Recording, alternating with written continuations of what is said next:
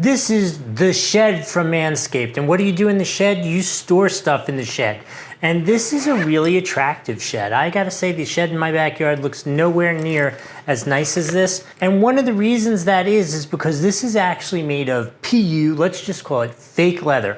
But there's some big advantages to that. First off, I promise you, there is no way if you were looking at this, touching it, feeling it, that you would think that this was not real leather. But the difference between real leather and this PU leather is this is relatively water resistant. It's not waterproof, like you can't take it out in the rain for 3 days and everything's going to be bone dry in there, but it is basically water resistant for life in the bathroom and traveling.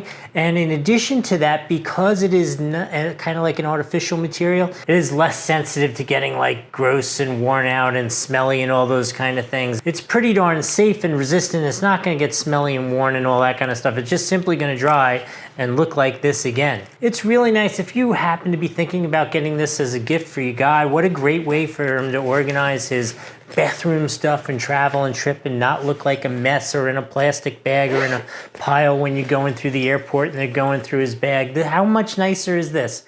Overall, it is a great way to organize your personal gear, and it is really attractive. So I'm gonna say durable, attractive, water resistant. That is a winner for me. A full 5 out of 5 on the Doug score for the shed. Hope that was helpful. We'll see you next time.